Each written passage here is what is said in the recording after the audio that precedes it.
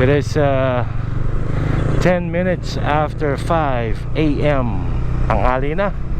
Yung makikita nyo maliwanag na oh. Well, hindi yung ano, yung ilaw sa daan, kung hindi yung langit. Hindi na siya madilim. So, dito na naman tayo, we're back. After ng aming Subic ride, upload na po natin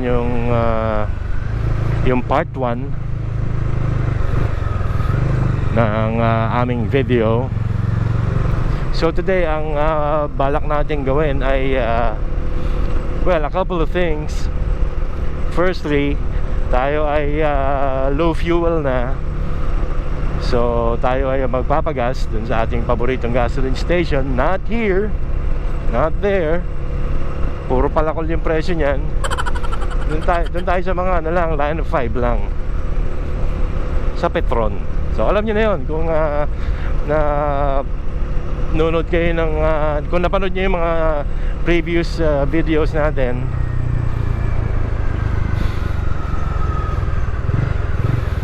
And nga pala no,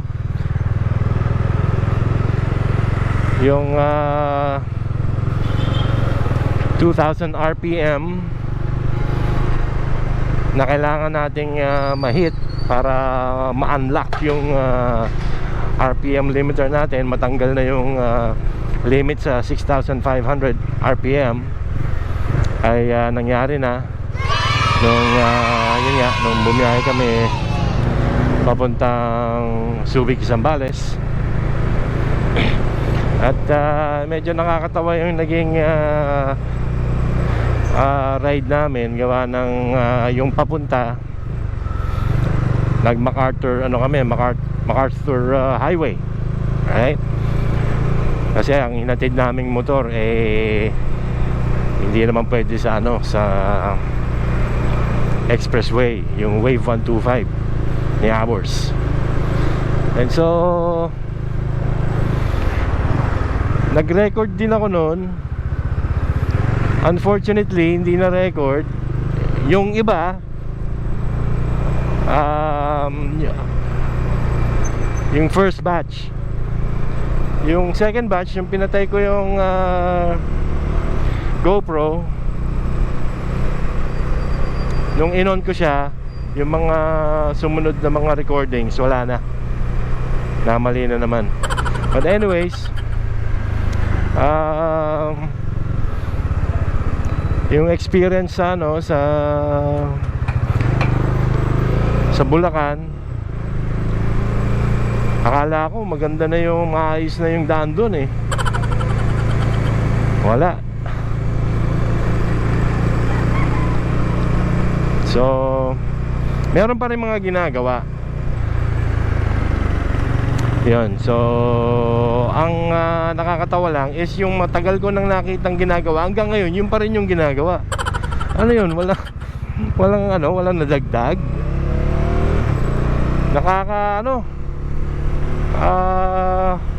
Ewan ko, halos himatayin ako, halos maano ako dun ma-heat stroke ako eh. Well, hindi naman natin masisisi sa lugar yung oras ng alis namin. Talagang napainit. Tinanghali kami ng alis. Kaya talagang kasagsagan ng init. At doon, nasabay pa yung traffic doon, yung lubak doon, so on so forth. So alam ko naman na kailangan pagtiyagaan, kasi pag uwi naman namin swabe na, which is yun nga, yung part 1 ng aming video na na-posted na sa YouTube. So yun, yung part 1 madilim, and then part 2 is yung galing na kami sa ano, sa stopover sa Shell, kaya maliwanag na. And really what it's trying to showcase actually is yung ganda, yung galing ng ano, ng nitong GoPro Hero 8. Kasi ang galing niya sa low light.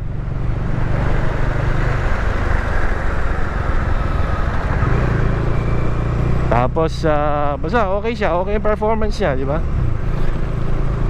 Ano na lang, kayo na lang humusga sa part na yon. And at the same time, we were trying to find out kung ubra nga talaga yung setup natin, yung lavalier mic natin na Purple Panda is nakapwesto sa sa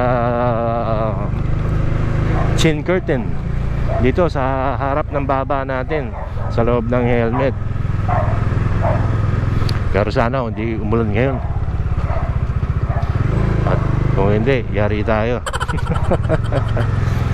So speaking of the weather, nakisama din naman yung yung panahon nung kami ay nag-ride. Sobrang pakisama nga, sobrang init eh.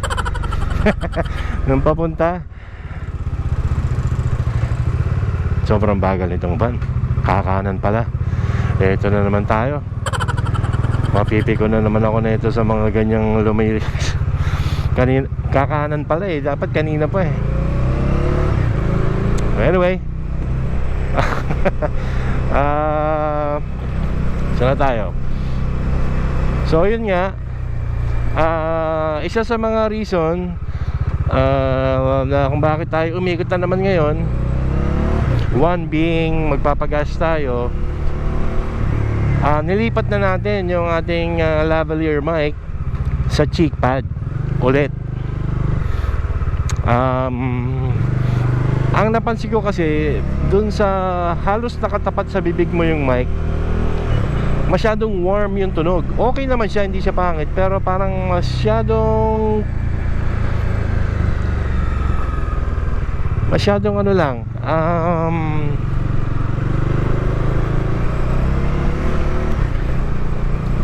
parang masyadong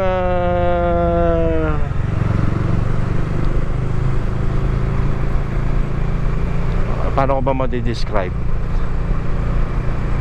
Masyadong warm, masyadong well, hindi mainit, o hindi masyadong, kumbaga yun yung terminology sa sa mga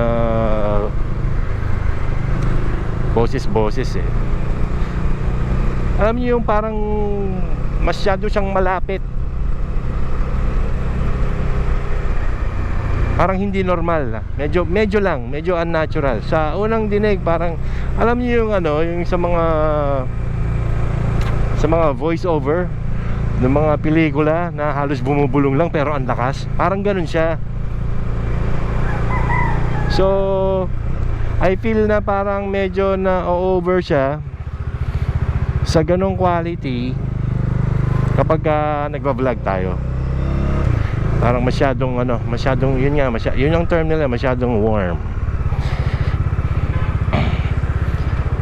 Parang masyadong malapit, na dapat sana ay medyo may distance ng kaunti para natural sounding lang siya. Hindi siya masyadong parang ang tawag dito, yung parang pakiramdam mo nasa tenga mo lang yung boses. Okay naman siya. And in fact, ano rin siya may advantage din. Kasi nga, the closer you are to the microphone, mas less yung noise na papasok. Kasi nga talagang na-overwhelm niya yung microphone.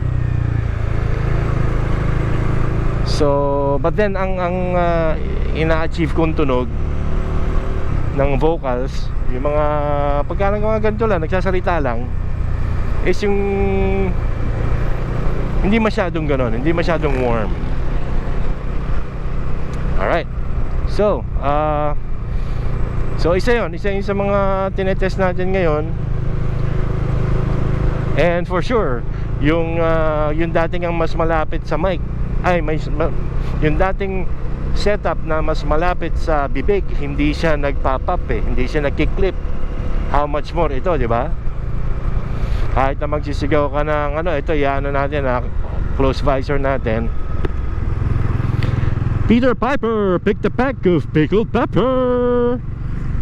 Di ba? Well, I don't know. Pero alam ko hindi. Kahit na puro letter P's ang mga nandun sa tongue twister na yon. Peter Piper picked a pack of pickled pepper. Sinasadya ko na lang na medyo gumagano, pero hindi mic yun eh. So anyway, so dun ako na-impress dito sa Purple Panda. Also nga pala, another thing kung bakit tayo nag-iikot is gawa nung aming ride sa Bulacan, na umalis kami dito sa Manila ng 11 AM, nakarating kami sa Subic ng 5:30. Grabe, di ba? Sobrang tagal, sobrang init. Habol tayo dito sa green light.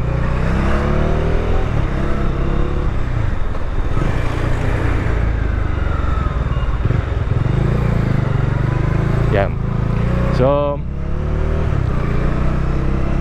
hindi naman gaanong kalala yung lubak, kasi hindi mo naman tinatakbuhan ng mabilis yung lubak.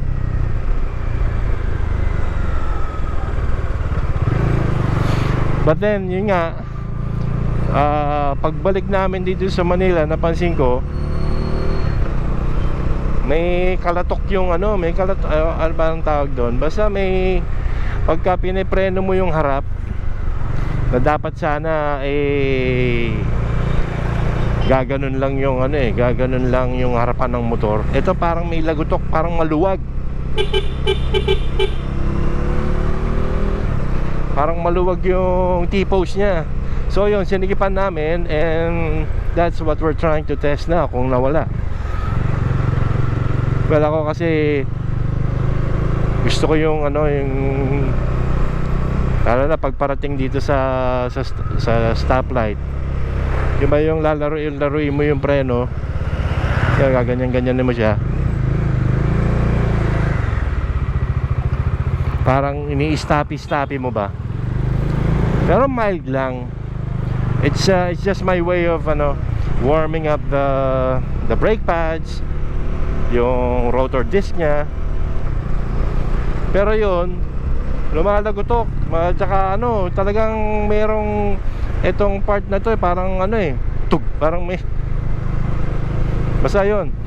So buti naman at nagawa namin ng paraan na masikipan without having to bring it to a mechanic. May tools naman kami na sa bahay kahit papaano. And so we're almost here sa ating favorite gasoline station.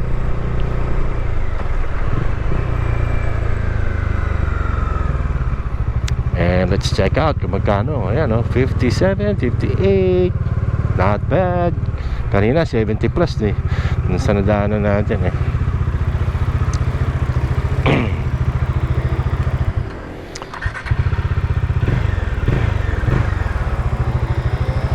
Alright, let's go. So as usual, tayo ay magpapaano lang, bibili ng pandesal.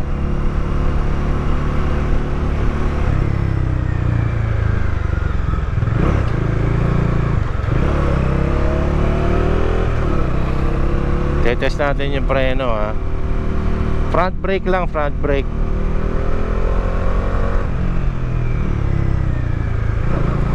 Pwede na.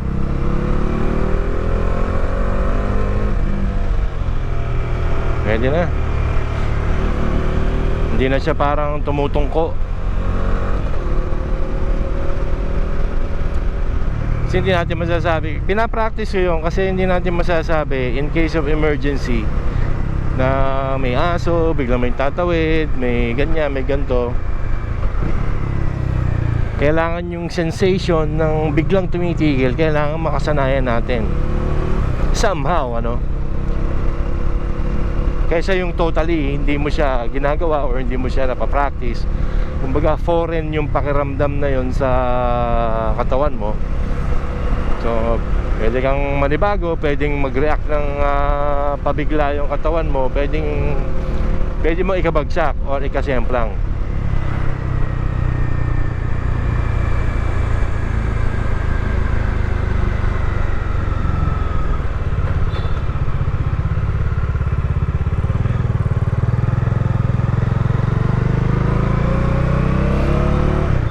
And also, isa pa nga pala guys, sa plano natin, na-experience ko, and ever since na umuwi kami ng Subic or naglo-long ride dito sa Dominar 400 UG, laging nangangalay itong kanang kamay ko na parang, ewan ko, ayan, okay naman siya, relax naman siya eh. Pero pagka matagal na, parang ngalay na hindi ko maintindihan kung saan nanggagaling yung ngalay. Sa kaliwa, hindi naman. So napag-isipan ko na baka dahil sa ano, baka kailangan kong itaas itong handlebar. So ano sa palagay nyo guys? Anyway, mura lang naman siya. So try natin. And so tinignan ko yung sa YouTube eh, hindi naman kailangang mag-adjust ng ano, sa cable, sa clutch, at saka kung ano-ano pa, throttle. So pwedeng ano, pwedeng pagtripan. Ano sir, kakanan ka ba or what? Ay sus, Ginoo, kawang kayo niyan, no?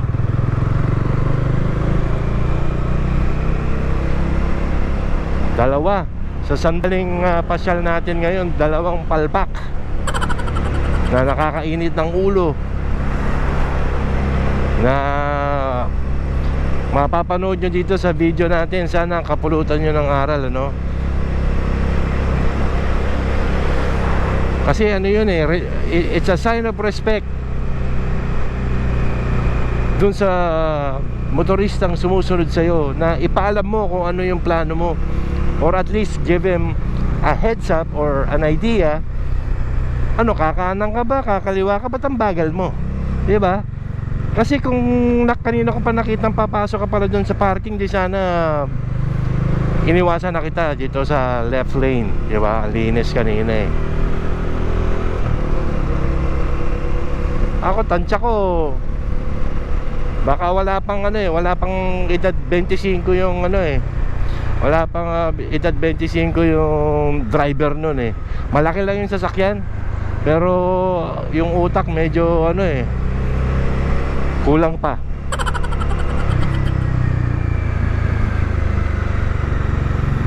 Parati yan. Pagdating sa pagsisignal light, talagang hindi ko maiwasang hindi mag-react. Eh hindi mo naman pwedeng sigawan, murahin. Baga buhay nila yun eh. Hindi naman din tayo perfecto, pero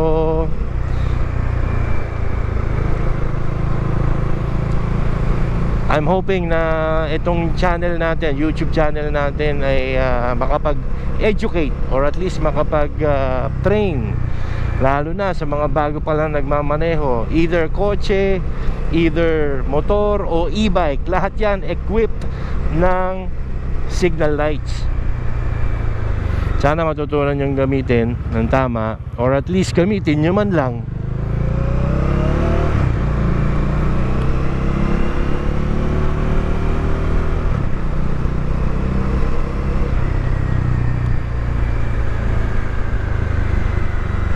So practice natin yung front brake.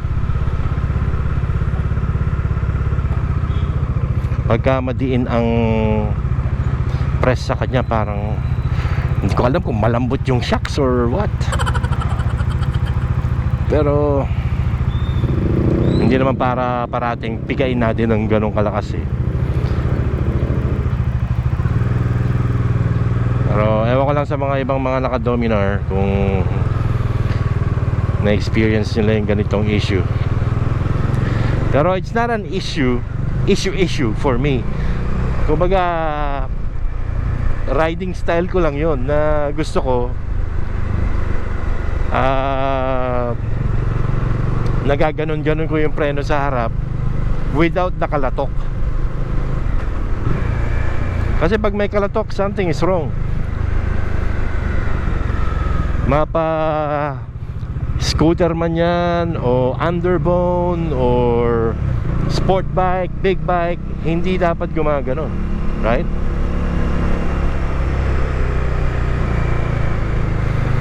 And usually naaayos yun, hihigpitan mo lang yung T-post kung yun lang ang issue, eh posible naman may issue yung front nito, front shocks nito. Wala pa nga tayong 2,500 na tinakbo eh. So it's definitely, the front shocks are definitely not what I'm trying to, you know, put the blame on or suspect. Alright, it's free. It's free.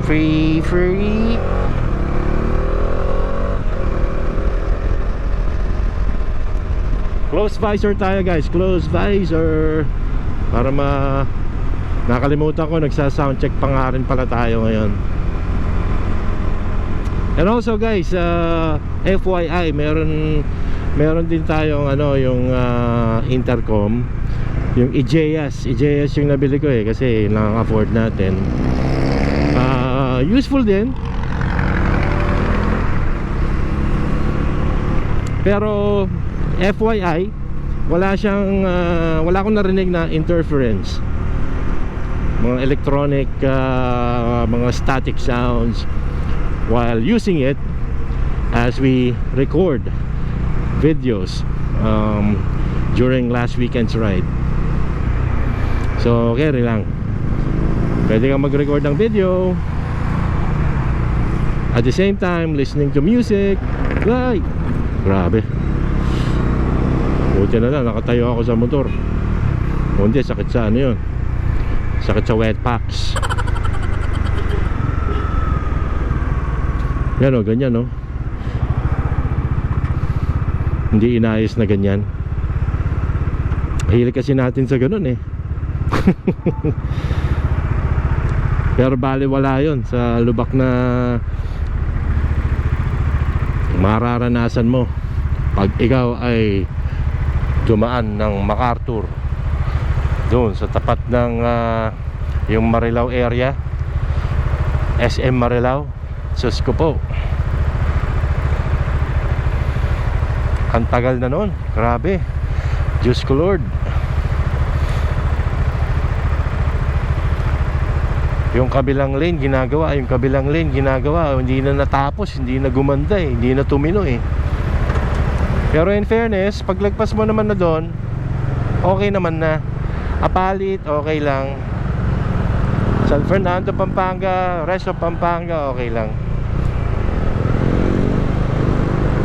I don't have any complaints other than mainit lang talaga yung oras ng biyahe namin.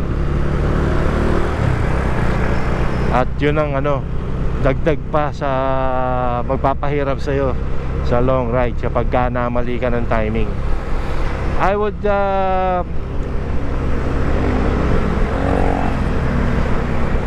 take MacArthur again in the future, lalo na kapag group rides.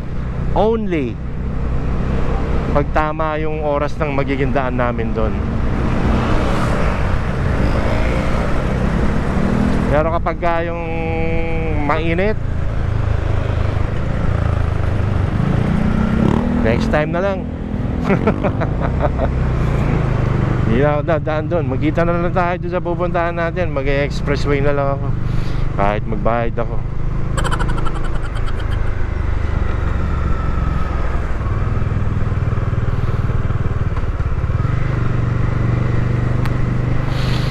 And makikita nyo siguro it's in 2 days 2 days from today, which is our recording day of this video, by the time na mapanood nyo to, posted na sa YouTube yung video natin, na makikita nyo ang sarap. Bukod sa nai-enjoy mo yung quality ng videos na kayang ilabas ni GoPro, wala talagang maginhawa talaga eh. Maganda talagang nakakatuwa. Pag uwi mo parang parang galing ka sa aircon eh. Fresh na fresh eh.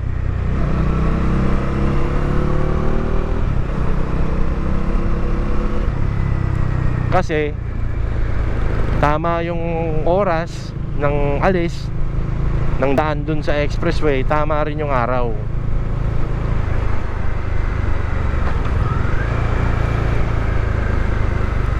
Usually kasi pagka weekdays, dyan sa may Bukawi, Valenzuela, dyan sa area na yan, takbong 20 yan. Normal na yun eh. Normal na siya sa expressway. Pero takbong 20 yan. Hindi mo magagawa yung yung takbong linggo na talagang smooth lang, na dire-diretso ka lang.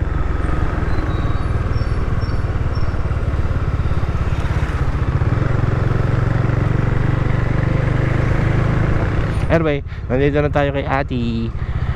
At tayo ay bibili muna ng kanyang pandesal para pag uwi natin meron tayong may sasabay sa mainit na kape.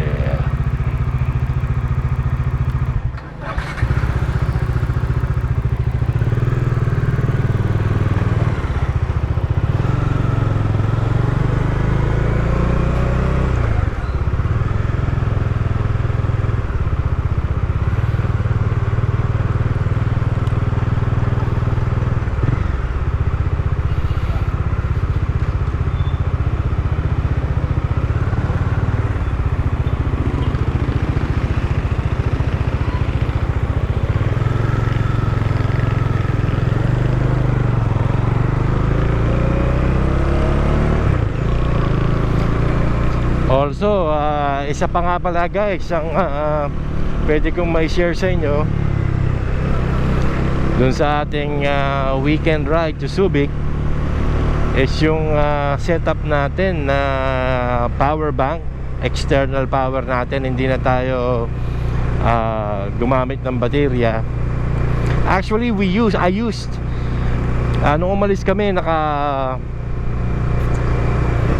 naka-battery, nakasalpak yung battery, pero it was running on the power bank.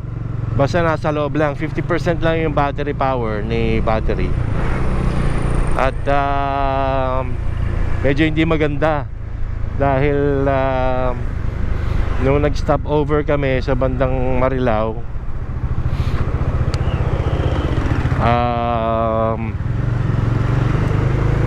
tinanggal ko muna yung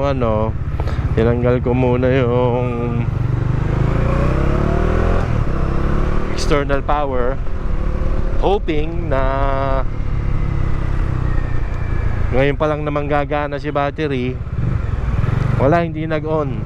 So while it was inside the camera at tumatakbo yung camera mo on external power,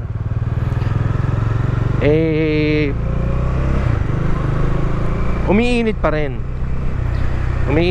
yung battery. At kapag na-detect naman ni GoPro na mainit masyado yung battery, it would shut itself down, right? So yan yung issue ng GoPro. Now,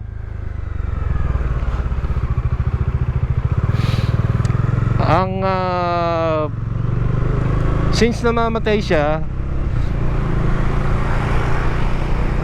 nung umuwi kami from Zambales, Subic, Zambales, all the way to Manila, na lang siya, power bank na lang siya. At yun, talagang we can conclude na talagang effective siya. Ang ikatitigil na lang ng GoPro mo is kung mauubos yung SD card mo, pero never about overheating or any issues related to heat. So hindi ka hindi mo may experience yung salita ka ng salita, akala mo na-record yung magandang scenery, yung pala patay na gawa ng overheating issues. So walang ganon. And you can just imagine na rin, mahaba na yung 4 hours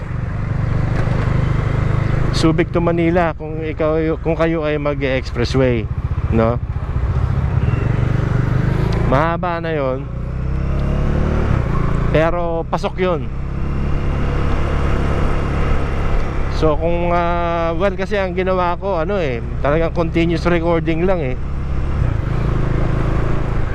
Hindi, wala naman tayong time para mag-delete or mag-on or mag-off. Yun ang hindi ko pa napapractice kung paano gawin yung tinatawag na auto record when on, parang gano'n, na kahit nakapatay siya, pag pinress mo yung record button, right then and there magre-record siya. Yun ang hindi ko pa ginawa, but soon pa-practicein din natin.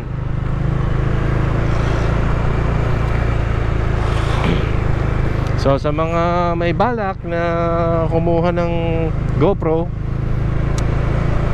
masasabi ko lang sulit, talaga sulit.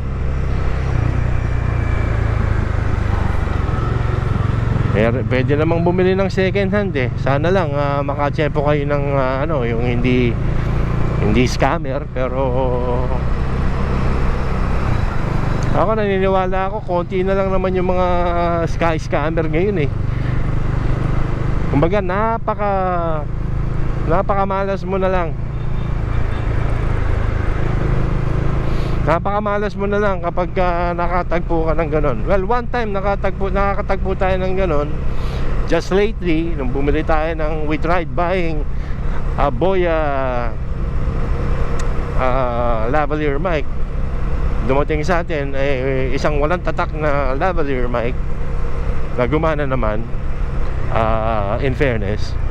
Pero yung price 1,000 pesos hindi maiinis nun. So to me it's still a scam, right? So madalang lang yun. Tsaka na-return naman ni-return ko yung item niya, ni-return niya yung pera natin. So quits. But in terms of getting a second-hand GoPro unit, it could be Hero 4. Mura na lang yata Hero 4 Basta 4, 5, 6, 7, 8, 9 hanggang 11. Lahat yun, worth it yun guys. Kumbaga parang lang yan parang nung araw wala naman sa ating ewan ko sa mga millennials nung araw sa gripo lang kami umiinom nung lumabas na yung mga panindang mineral water pa nung araw, mahal na mahal kami. Mahal ba yan? Wala, dito na lang tayo, tubig gripo na lang tayo, dito na tayo lumaki. Alam niyo yan, nakikita tuloy yung edad natin but totoo yun guys. Parang nung araw, nung cellphone, wala namang dating. Yung cellphone dati luxury lang Ngayon kahit na grade 3 student may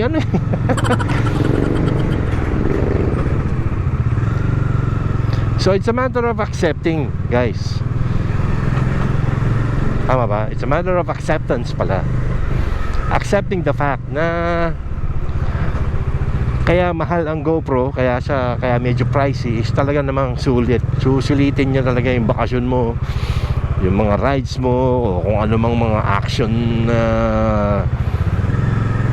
activities nyo, mga swimming,